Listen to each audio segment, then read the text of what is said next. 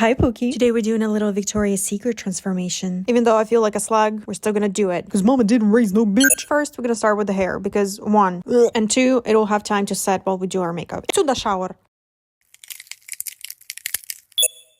Welcome to Lera's bathroom. I'm her assistant Claudius McGregory. Apparently she forgot to film this part, so here I come. Shampoo twice with this thing and apply this for 5 minutes. See you again next time. XOXO Claudius McGregory. Welcome back. While the towel is absorbing all the moisture from our hair, I'm gonna do my skincare so it has time to absorb while I'm doing my hair. Strategic thinking, am I right? Going in with a moisturizer and using Aquaphor underneath my eyes has been the best eye cream. Deadass. Majority, if not all, acne treatments are drying, so it's really important to have a moisturized base so we don't have a mental breakdown over crusty face. Alright, hair's down. Let's get started. Gently brush it with a wet brush and apply a leave-in conditioner. I'm doing 3 pumps for good luck. 2 pumps of this volumizing liquid on the roots. And only then I realized I forgot to turn on the light. Eye-opening experience. Adding some of this spray that is supposed to make your hair shiny, and I believe it's only heat activated. And now I'm gonna leave it alone until it's like 90% dry.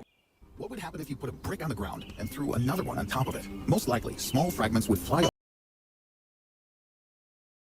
These particles can break away from them. Okay, it's dry now. Give it a good brush. Separate a thin section at the top, and I have this 2-in-1 brush/hair dryer because I'm not trying to test my patience with them being separated. Repeat after me, y'all. If your hair is still slightly damp, make sure it's not. Run the brush through it a couple of times and do these circular motions at the end. While it's still hot, quickly add the roller in and clip it in place. It should not move. I'm going to add a couple spritz of this texturizing spray and repeat the same process with the remaining 2 front pieces. Those 3 are like super important because they're gonna create gorgeous volume.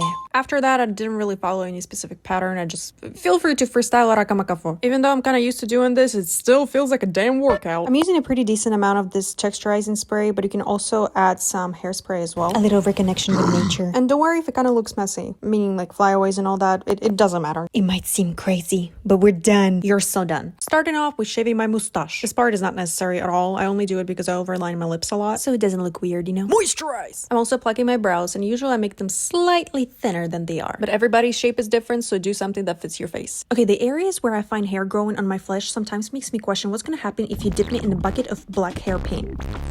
Yeah, the only thing that kind of saves me is that I'm blonde. Hydrating primer. Besides hydrating, it also helps the makeup not to move around that much. Make sure to focus on any oily areas that you have. I'm adding this illuminating base, recreating the glow from within. Dense, fluffy brush, and a hydrating concealer.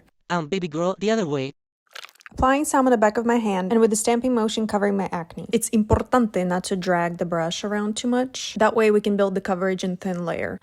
Look at that. And look at the glow too. Skin prep is everything. Now I'm gonna let the concealer set for around 5 minutes. I'll be using 2 foundations today. Applying both on the back of my hand and mixing them together. We gotta work with what we got. The Charlotte Tilbury foundation will make the Hourglass one more luminous. With a damp sponge, I'm starting to work it in. Don't blend in one area for too long as it will lift the coverage. Bob the Builder won't be happy with you. Warm contour. Applying it on the back of my hand as well. I'm picking up some product with the other side of the sponge. Now that our face is kind of like a blank canvas, we gotta bring the shadows back. And also some warmth. Don't forget the jaw. Liquid blush. As you may notice, we're only working with creams today. I kind of bought this color for shits and giggles, but now it's my favorite blush. Oh, to my surprise, it complements my skin well. Or not. Now doing some under eye concealing. You can totally use the concealer that I used before. I'm just using this one because I have it. 2 little dollops underneath each eye. Fine, and a little on the forehead. Blending under eyes with a sponge. And using another dense, fluffy brush and a pressed translucent powder. Apply a really good amount. Blending all the creasing and setting right away. And repeat. Even though I apply a lot, I really like the finish that this powder gives. Also, apologies for the light change. I have no idea what happened. Now we're going to set our brows.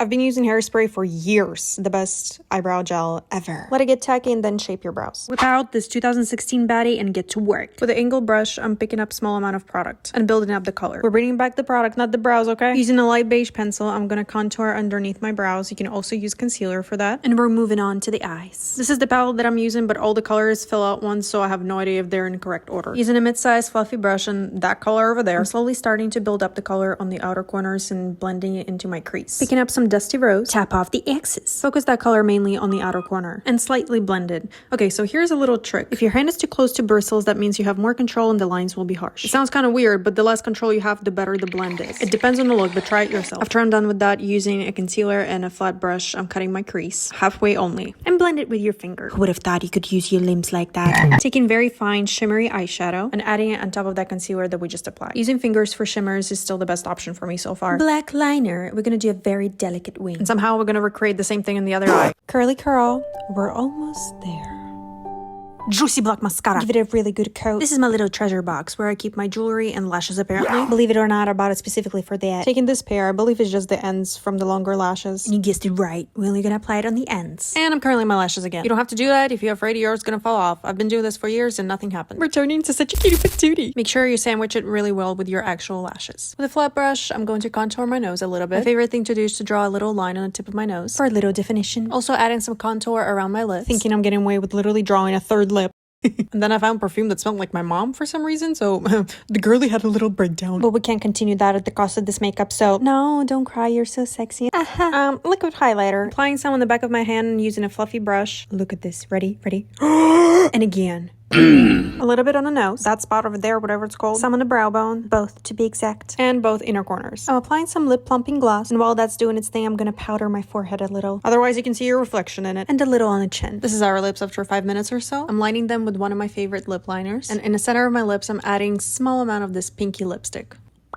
Adding a second layer of concealer on some of the blemishes and setting everything with this Gorilla Glue of a setting spray. It's time for gran revelación of our hair. As you approach the bottom of the curl, start spinning the roller in the direction of a curl. I don't know if that made any sense, but you're kind of like brushing the curl at the end. Try not to rip it out too. Top 3 sections are the most exciting ones. Ooh la la. So this is how it looks without brushing. I was kind of tempted to leave it like that, but it looked a little messy. So I brushed it through with a really wide comb. And this is the final look. Ladies and gentlemen, the makeup and the hair. I'm gonna keep talking so I don't have to put a random ass music while I'm posing and everything. The weather was great today, by the way. We had a little bit of rain, but it was kind of expected. Also, the other day on my way home from work, my neighbor asked me if I'm a lawyer or something because apparently I look like one. I said, sure, why not? Oh yeah, and this is how I took the cover photo, if anyone cares. Love this camera. Love it. Hopefully you learned something, and thanks for watching, Pookie. Shutting down.